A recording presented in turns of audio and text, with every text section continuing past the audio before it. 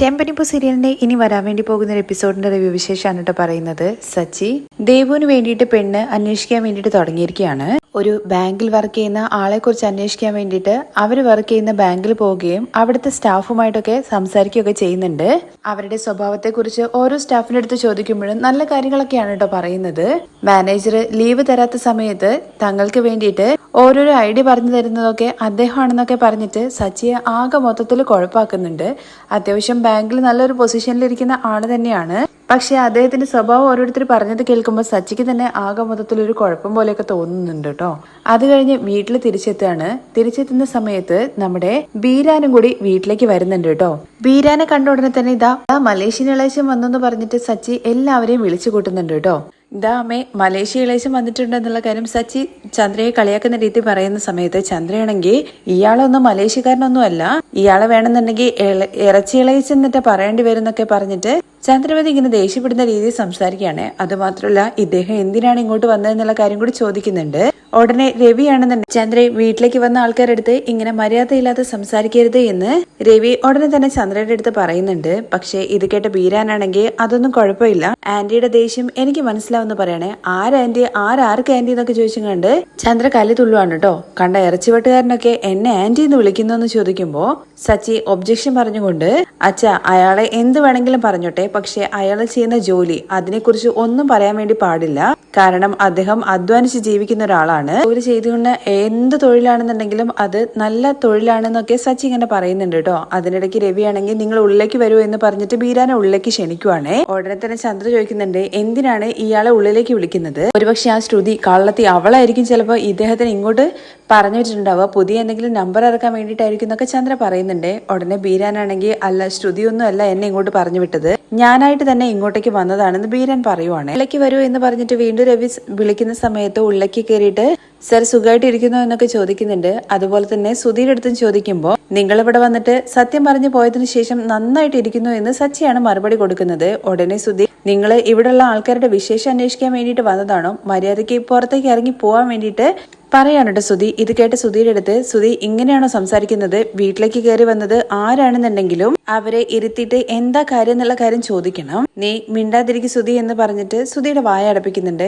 എന്നതിന് ശേഷം രേവതിയുടെ അടുത്ത് അദ്ദേഹത്തിന് ചായ എടുക്കാൻ വേണ്ടിയിട്ടൊക്കെ പറയുന്നുണ്ട് കേട്ടോ, അവരുടെ അടുത്ത് ഇരിക്കാനും. ആണെന്നെങ്കിൽ രേവതിയുടെ അടുത്ത് എനിക്ക് ചായ ഒന്നും വേണ്ട എന്ന് പറയുന്നുണ്ട്. അതുമാത്രമല്ല ഞാൻ ഒരുപാട് കള്ളം പറഞ്ഞിട്ട് നിങ്ങളെ പറ്റിച്ചതാണ്, എന്നിട്ടും നിങ്ങൾ വീട്ടിൽ എന്നെ കയറ്റി ഇരുത്തിയിട്ട് എനിക്ക് വേണ്ടിയിട്ട് ചായ ഇടാനൊക്കെ പറയുന്നു, അത്രയും നല്ലവരാണ് നിങ്ങളെന്നൊക്കെ ഇങ്ങനെ ബീരാൻ പറയുന്നത് കേൾക്കുമ്പോൾ നല്ലവരല്ല, ഞങ്ങളൊക്കെ വിഡ്ഢികളാണ്, അതുകൊണ്ടാണല്ലോ നിങ്ങൾ പറയുന്ന കള്ളങ്ങളെല്ലാം വിശ്വസിച്ചത്. അതുമാത്രോ അവളുടെ അച്ഛനാണെന്നുണ്ടെങ്കിൽ വലിയ ബിസിനസ്മാൻ, വലിയ അതുകൊണ്ട് ഇതുകൊണ്ട് എന്തെല്ലാം കള്ളങ്ങളായിരുന്നു നിങ്ങൾ പറഞ്ഞത്.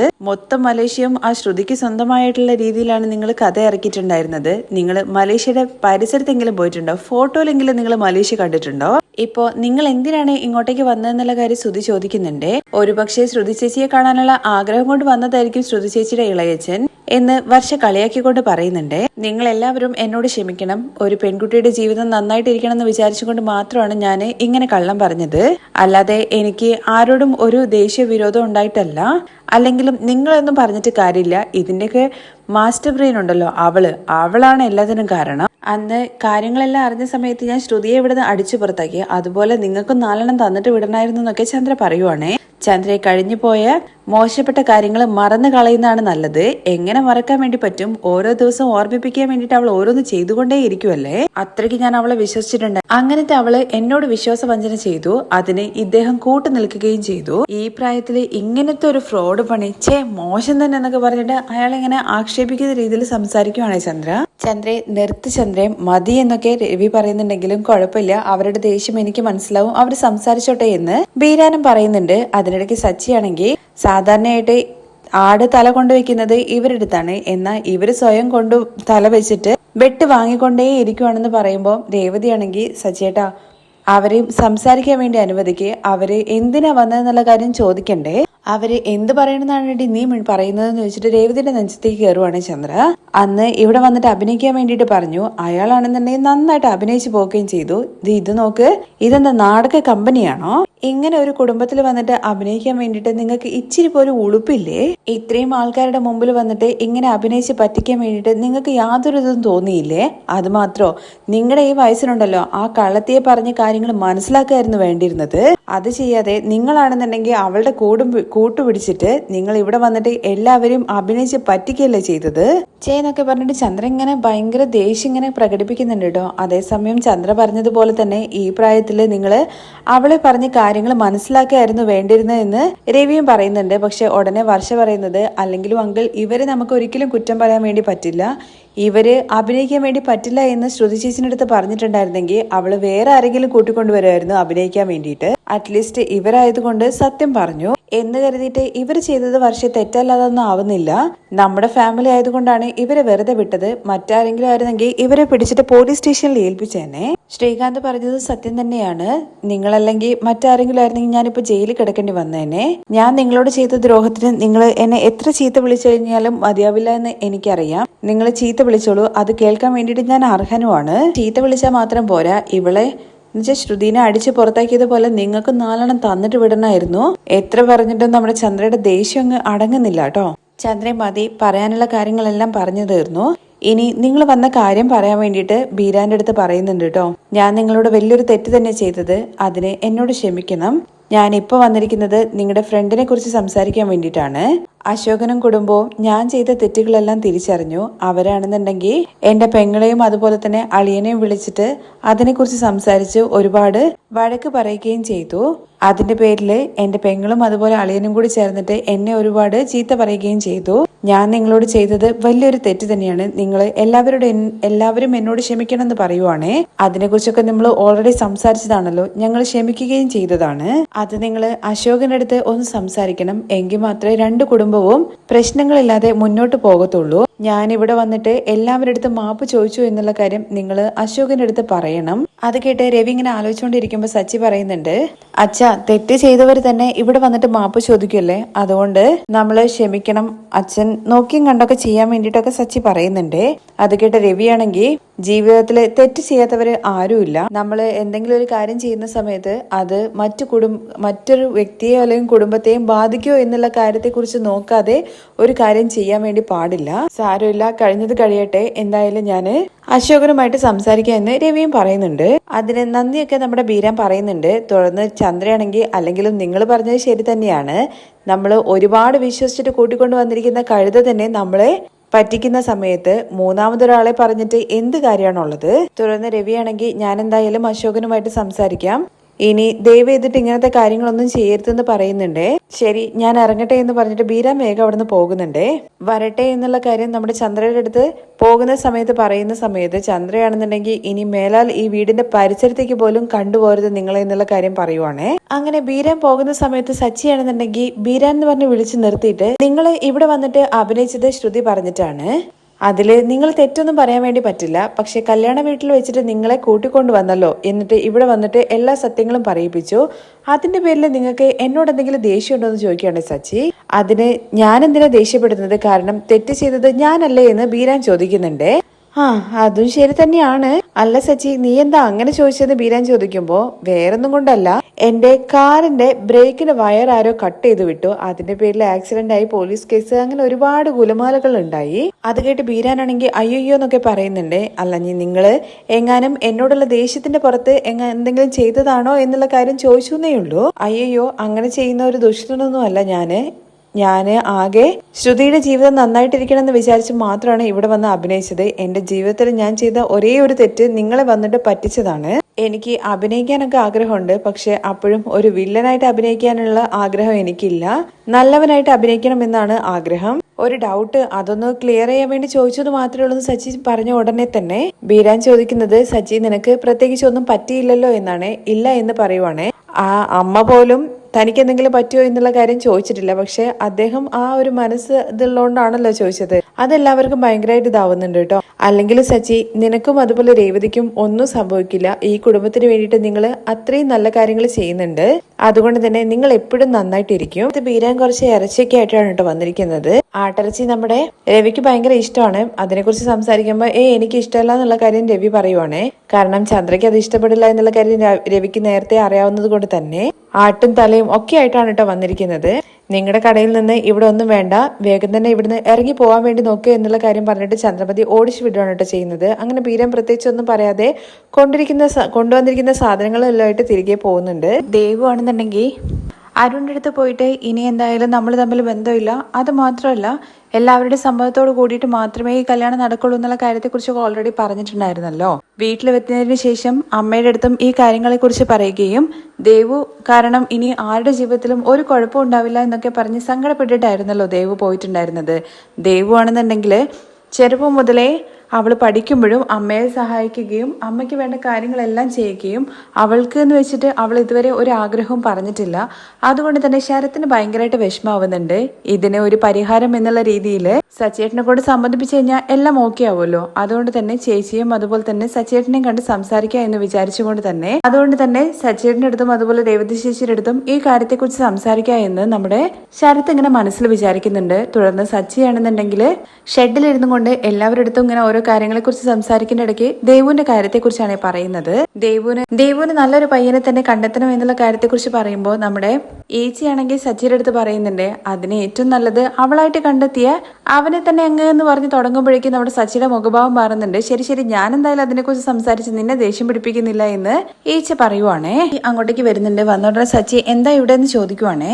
എന്റെ അടുത്ത് ശരത്ത് ഇങ്ങോട്ടേക്ക് വരാൻ വേണ്ടി പറഞ്ഞു. അതെ, എനിക്കും മെസ്സേജ് അയച്ചിട്ടുണ്ട് അവൻ കുറച്ചു നേരത്തിനുള്ളിൽ ഇവിടെ എത്തും എന്നുള്ള കാര്യം. എന്തായിരിക്കും കാര്യം? ഇനി ഒരു പക്ഷേ അവൻ പരീക്ഷയിൽ പാസ്സായിട്ട് അവന് ഒരു ജോലിയുടെ കാര്യത്തെക്കുറിച്ച് സംസാരിക്കാനാവോന്ന് ചോദിക്കുമ്പോൾ ജോലി മേടിച്ചു കൊടുക്കാൻ നീ എന്താ എംപ്ലോയ്മെന്റ് എക്സ്ചേഞ്ച് ആണോ നടത്തുന്നതെന്ന് ഈച്ച സച്ചിയുടെ അടുത്ത് ചോദിക്കുന്നുണ്ടേ. അതല്ലടാ, നമുക്കും കുറച്ച് ആൾക്കാരെയൊക്കെ അറിയാലോ, അവരുമായിട്ട് പരിചയമുണ്ടല്ലോ, ആ ഒരു അർത്ഥത്തില ഞാൻ പറഞ്ഞത്. ഇത് കേട്ട് രേവതിയാണെങ്കിൽ ചിരിച്ചോണ്ട് പറയുന്നുണ്ട് ശരി എന്തായാലും അവൻ വരട്ടെ എന്നിട്ട് നമുക്ക് ചോദിക്കാം എന്ന്. ശരത്ത് വന്നോടെ തന്നെ നമ്മുടെ സച്ചിയാണെന്നുണ്ടെങ്കിൽ എന്താടാ എന്റെ അടുത്തും അതുപോലെ നിന്റെ ചേച്ചിയുടെ അടുത്തും വരാൻ വേണ്ടി പറഞ്ഞത്, നീ പരീക്ഷയിൽ പാസ്സായോ? പാസ്സായി കഴിഞ്ഞ് ഞാനുണ്ടല്ലോ നിനക്ക് എന്താണോ മുകളിലേക്ക് പഠിക്കേണ്ടതെന്ന് വെച്ചാൽ പഠിച്ചോ, പക്ഷെ എന്റെ വീട്ടിലൊരു ഓടിപ്പോയനുണ്ടല്ലോ അവനെ പോലെ പഠിച്ചുകൊണ്ടേ ഇരിക്കരുത്, കറക്റ്റ് സമയത്ത് നമ്മൾ ജോലിക്ക് പോകണം എന്നൊക്കെ പറഞ്ഞിട്ട് സച്ചിയാണെങ്കിൽ നമ്മുടെ ശരത്തിനെ പറയാൻ വേണ്ടിയിട്ട് അനുവദിക്കാതെ ഇങ്ങനെ സംസാരിച്ചുകൊണ്ടേ ഇരിക്കുകയാണ്. ഇത് കേട്ട് രേവതി സച്ചിയേട്ടാ ഒന്ന് മിണ്ടാതിരിക്കുക, അവനെ പറയാൻ വേണ്ടിയിട്ട് അനുവദിക്കുകയെന്ന്. ശരത്തെ എന്താ കാര്യം എന്ന് വെച്ചാൽ നീ പറയടാ, എല്ലാം ദേവുവിന്റെ കാര്യത്തെ കുറിച്ചാണ്. അവൾക്ക് എന്താ പറ്റിയെന്ന് രേവതി ചോദിക്കുമ്പോ അവള് അമ്മയുടെ അടുത്ത് പറയാണ് അവൾക്ക് ഇനി കല്യാണമേ വേണ്ട എന്ന്. ഞാൻ കാരണം ആർക്കൊരു പ്രശ്നം വേണ്ട, ഞാൻ കാരണം സച്ചേട്ടനും രേവതി ചേച്ചിക്ക് ഇടയിൽ ഒരു പ്രശ്നം ഉണ്ടാകരുത് എന്ന് പറഞ്ഞിട്ട് അവള് തന്നെ അരുണിന്റെ വീട്ടിൽ പോയി സംസാരിച്ച് അവൾക്ക് കല്യാണം തന്നെ വേണ്ട എന്നുള്ള കാര്യം പറഞ്ഞു. ഇത് കേട്ട സച്ചിയാണെന്നുണ്ടെങ്കിൽ അത് നല്ല കാര്യമാണല്ലോ, അവള് ഇപ്പോഴാണ് ശരിയായിട്ടുള്ള തീരുമാനം എടുത്തത്. ഇത് കേട്ട രേവതി ആണെങ്കിൽ സച്ചി ഇങ്ങനെ നോക്കുവാണ് കേട്ടോ ഭയങ്കര വിഷമത്തോട് കൂടിയിട്ട്. കാരണം ദേവു അത്രയ്ക്കും അവളുടെ സ്നേഹം ഉള്ളിൽ ഒതുക്കിയിട്ട് ഓരോ കാര്യങ്ങൾ ചെയ്യുന്നതിന്റെ വിഷമത്തിലാണ് രേവതി. എന്നാൽ സച്ചിയാണെന്നുണ്ടെങ്കിൽ അവള് പഠിച്ച പെണ്ണാണ്. അവൾ എന്റെ അടുത്ത് വന്നപ്പോഴും ഈ ബന്ധം സെറ്റ് ആവില്ല എന്നുള്ള കാര്യം ഞാൻ അവളുടെ അടുത്ത് പറഞ്ഞു. അത് മനസ്സിലാക്കിക്കൊണ്ടാണ് അവൾ അങ്ങനെ ചെയ്തതെന്നൊക്കെയാണ് സച്ചിയുടെ ഭാഗം. എന്നാൽ സച്ചിയുടെ അതൊന്നുമല്ല കാര്യം, അവള് പറഞ്ഞുകൊണ്ട് കരയായിരുന്നു. ഇപ്പൊ പഴയതുപോലെയല്ല, അവള് ശരിക്കും സംസാരിക്കുന്നില്ല, ഭക്ഷണം കഴിക്കുന്നില്ല, എപ്പോഴും തനിയെ ഇരിക്കുകയാണ്. ഇത് കേട്ട സച്ചി പറയുന്നത് അത് പിന്നെ അങ്ങനെ തന്നെയല്ലേടാ, ഇങ്ങനത്തെ ഒരു ചീത്ത ഒരാളെയാണല്ലോ സ്നേഹിച്ചതെന്നുള്ളൊരു വിഷമം അവൾക്ക് ഉണ്ടാവല്ലോ, അതെന്തായാലും കുറച്ച് ദിവസം കഴിയുമ്പോൾ ശരിയാകുമെന്ന്. സച്ചിയുടെ സംസാരം കേട്ട രേവതിയാണെന്നുണ്ടെങ്കിൽ മറ്റുള്ളവർ പറയുന്നത് എന്താണെന്നുള്ള കേൾക്കാനുള്ള ക്ഷമ സച്ചിയേട്ടനുണ്ടാവില്ല, നിങ്ങളായിട്ട് തന്നെ ഒരു തീരുമാനം അങ്ങ് എടുക്കും. അങ്ങനെ സച്ചിയാണെങ്കിൽ ഇത് കേട്ടുകൊണ്ട് അങ്ങോട്ട് മാറി പോകുന്നുണ്ട്. സച്ചിയേട്ടാ തെറ്റായിട്ട് എടുക്കരുത്, രേവതി ചേച്ചിയെ പോലെ തന്നെയാണ് ദേവു, ഒരുപാട് കഷ്ടപ്പെട്ട് തന്നെയാണ് വളർന്നത്, പഠിച്ചതും. അമ്മയെ എപ്പോഴും സഹായിക്കുമായിരുന്നു. കോളേജ് പഠിക്കുന്ന സമയത്ത് പാർട്ട് ടൈമിലും പോയിട്ടുണ്ട്. എന്നെ മാത്രമാണ് കഷ്ടപ്പാട് എന്താന്നുള്ള കാര്യം അറിയാതെ വളർത്തിയത്. എല്ലാ കഷ്ടപ്പാടിലും അവൾ നന്നായിട്ട് പഠിച്ചിട്ട് ഇപ്പോൾ ജോലിക്ക് പോകുന്നു. ഇപ്പോഴും ആണെന്നുണ്ടെങ്കിലും അമ്മയെ ഇടയ്ക്കിടയ്ക്ക് പോയിട്ട് കടയിൽ സഹായിക്കാറുമുണ്ട്. തുടർന്ന് രേവതിയാണ് പറയുന്നത് അവള് ഒരുപാട് കഷ്ടതയിൽ തന്നെയാണ് വളർന്നത്, എന്നാൽ അവളുടെ കഷ്ടപ്പാടൊന്നും ഇന്ന് വരെ ആരെടുത്തും തുറന്നു പറഞ്ഞിട്ടില്ല. സച്ചേട്ടാ, ഞങ്ങളുടെ വീട്ടില് ഏറ്റവും ബുദ്ധിശാലിയായിട്ടുള്ള പെൺകുട്ടി ദേവു തന്നെയാണ്. കാരണം അവൾ കഷ്ടതകളൊക്കെ അറിഞ്ഞിട്ടാണ് വളർന്നത്, അത് കണ്ട് അതിനനുസരിച്ചിട്ടാണ് അവൾ ജീവിച്ചത്. അതുകൊണ്ട് തന്നെ അവൾക്ക് നല്ലതേതാ ചീത്തതേതെന്നുള്ള കാര്യം നന്നായിട്ട് അറിയാം. ആ പോലീസുകാരൻ നല്ലവനാണെന്നാണ് ദേവു വിചാരിക്കുന്നത്. അല്ലെങ്കിൽ അവൾ ഒരിക്കലും അവരെ സ്നേഹിക്കില്ല. ദേവു ഇതുവരെ ഒന്നും ആഗ്രഹിച്ചിട്ട് അവൾക്ക് വേണം എന്നുള്ള കാര്യം പറഞ്ഞിട്ടില്ല. അവള് ആദ്യമായിട്ട് പറഞ്ഞൊരു കാര്യമാണ് ഇത്. ഇപ്പൊ തന്നെ അവള് ഇഷ്ടപ്പെടുന്ന ആളുടെ വീട്ടിൽ പോയിട്ട് എന്നെ മറക്കാൻ വേണ്ടി പറഞ്ഞിട്ടുണ്ട് എന്നുണ്ടെങ്കിൽ അവൾക്ക് അവളുടെ ഇഷ്ടത്തിനേക്കാളും വലുത് സച്ചേട്ടനോടുള്ള സ്നേഹവും അതുപോലെ തന്നെ മര്യാദയുമാണ്.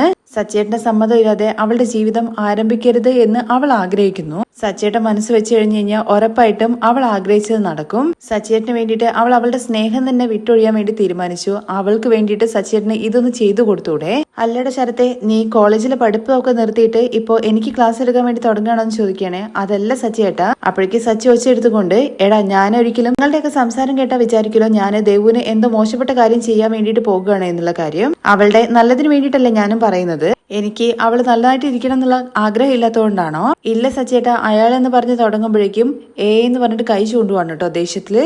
എടാ നീയൊക്കെ ഒരാണല്ലേ, നിന്റെ കൂടെ ഉള്ളവന്മാരെ നീയും കണ്ടിട്ടുണ്ടാവുമല്ലോ. ഒരു പെണ്ണ് ഓക്കെ പറഞ്ഞു കഴിഞ്ഞു കഴിഞ്ഞാൽ പിന്നെ എന്തെല്ലാം കള്ളങ്ങൾ പറയും. അങ്ങനെ ആരെയും വിശ്വസിക്കാൻ വേണ്ടി പറ്റില്ല ശരത്തെ. എനിക്ക് മാത്രമേ അറിയുള്ളൂ ഓരോരുത്തര് എങ്ങനെയായിരിക്കും എന്ന്. ഇത് കേട്ട രേവതി പറയുന്നുണ്ട്, അത് ശരിയാണ് ശരത്തെ, ഇവര് മാത്രമാണ് ഈ ലോകത്തിലെ ഏറ്റവും വലിയ ബുദ്ധിശാലി, ബാക്കിയുള്ളവരെല്ലാം പൊട്ടന്മാരാണ്. ശരി, സമ്മതിച്ചു, ഞാൻ പഠിക്കാത്ത വെറും പൊട്ടനാണ്, പക്ഷെ മനുഷ്യന്മാരെ മനസ്സിലാക്കിയിട്ടുണ്ട്. ആ പോലീസുകാരൻ നല്ലവനാണെന്നാണോ നീ പറഞ്ഞു വരുന്നത്? അവൻ എന്റെ കാറ് എത്ര പ്രാവശ്യം തൂക്കിയെടുത്തോണ്ട് പോയി. അത് സച്ചേട്ടാ, നിങ്ങളും അയാളെ തേടി പോയിട്ട് പ്രശ്നം ഉണ്ടാക്കിയിട്ടുണ്ട്.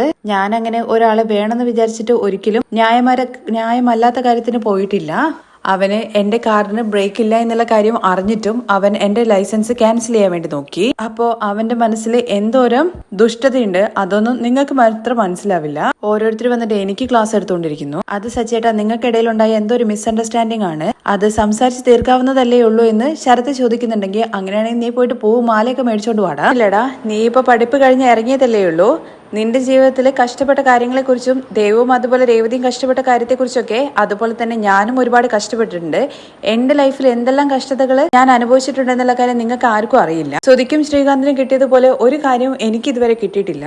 എന്റെ അച്ഛൻ മാത്രമാണ് എന്നോട് സ്നേഹത്തിൽ സംസാരിക്കുന്നത്. എന്റെ അമ്മ എങ്ങനെയാണ് എന്നെ ട്രീറ്റ് ചെയ്യുന്നത് എന്നുള്ള കാര്യം നിങ്ങളും കണ്ടിട്ടില്ലേ. അതൊക്കെ വിട്ടേക്ക് എന്തായാലും ദേവുവിന് പോകുന്നിടത്ത് മര്യാദ കിട്ടണം. അതാണ് ഞാൻ വിചാരിക്കുന്നത്. നിങ്ങൾക്ക് തന്നെ അറിയാലോ രേവതിക്ക് എന്ത് മര്യാദയാണ് എന്റെ വീട്ടിൽ കിട്ടുന്നതെന്ന്. അത് നീയും കണ്ടിട്ടുണ്ടല്ലോ. എങ്കിലും എന്റെ വീട്ടില് ഇവളെടുത്ത് സ്നേഹം കാണിക്കാൻ വേണ്ടിയിട്ട് അച്ഛനുണ്ട്, പിന്നെ ഞങ്ങൾ രണ്ടുപേരുണ്ട്, പിന്നെ ശ്രീകാന്ത് ഉണ്ട്. ആര് ശരിയല്ലെങ്കിലും നമ്മുടെ കൂടെ ജീവിക്കുന്ന ആള് ശരിയായിട്ടിരിക്കണം. അപ്പൊ നമുക്ക് പേടിക്കേണ്ട കാര്യമില്ല. ദേവു അവനെ കല്യാണം കഴിച്ചു കഴിഞ്ഞാൽ അവൾക്ക് അവിടെ ഒരു മര്യാദയും കിട്ടില്ല. ഭാര്യയെ പോലും അക്യൂസിനെ പോലെ നടത്തത്തുള്ളൂ, അവളുടെ ജീവിതം തന്നെ പോകും. സച്ചേട്ടനായിട്ട് എന്തിനാ ഒരു തീരുമാനം എടുക്കുന്നത്? ദേവു പറയുന്നില്ലെന്ന് ചോദിക്കുമ്പോ, ഇത് നോക്ക് രേവതി, അവള് ചെറിയ പെണ്ണാണ്. ഭാവിയിൽ എന്ത് നടക്കുന്നുള്ള കാര്യം അവൾക്ക് ശരിയായിട്ട് ചിന്തിക്കാൻ അറിയത്തില്ല. ഇന്ന് മാത്രം നന്നായിരുന്നാ പോരാ, ഭാവിയിൽ അത് നന്നായിരിക്കുമോ അത് മോശപ്പെടുമോ എന്നുള്ള കാര്യത്തെക്കുറിച്ചും കൂടി ചിന്തിക്കണം. അതിനെക്കുറിച്ചാണ് ഞാൻ ചിന്തിക്കുന്നത്. ഇന്ന് തന്നെ ഞാൻ ദേവുവിനൊരു പയ്യനെ നോക്കി, അവൻ ദേവുവിന് സെറ്റ് ആവില്ല എന്നുള്ള കാര്യം മനസ്സിലാക്കിയപ്പോൾ ഞാൻ അത് ഒഴിവാക്കി കളഞ്ഞു. നിങ്ങൾ ഒരു കാര്യം മനസ്സിലാക്കിക്കോ, ലോകത്ത് തന്നെ ഒരു തങ്കപ്പെട്ട പയ്യനെ കൊണ്ടുപോയിട്ട് ഞാൻ ദേവുവിനെ കൊണ്ട് കല്യാണം കഴിപ്പിക്കും. അതിന്റെ പേരിൽ നിങ്ങൾ ആരും ഒന്നും വിഷമിക്കേണ്ട കാര്യമില്ല. വീണ്ടും സച്ചേട്ട എന്ന് പറഞ്ഞ് നമ്മുടെ ശരത്ത് വിളിക്കുമ്പോഴേക്കും ഒച്ചയെടുത്ത് പേടിപ്പിക്കുകയാണ് സച്ചി. ദേവു തന്നെ അവരെ വേണ്ടെന്നുള്ള കാര്യം പറഞ്ഞില്ലേ, പിന്നെ എന്താടാന്ന് ചോദിക്കാനോട്ടോ ശരത്തിനടുത്ത് ഞെട്ടിച്ചുകൊണ്ട്. വീണ്ടും ഇതിനെക്കുറിച്ച് സംസാരിച്ച് അവളെ കുഴപ്പിക്കാൻ വേണ്ടി നിൽക്കണ്ട നിങ്ങള്. അതിനിടയ്ക്ക് സച്ചിക്ക് ഒരു ട്രിപ്പ് വരികയും സച്ചി അവിടുന്ന് ഇനി കൂടുതൽ സംസാരിക്കേണ്ട, നീ നിന്റെ പഠിത്തത്തിന്റെ കാര്യം മാത്രം നോക്കിയാൽ മതി എന്ന് പറഞ്ഞിട്ട് സച്ചി അവിടുന്ന് പോകുന്നുണ്ട്.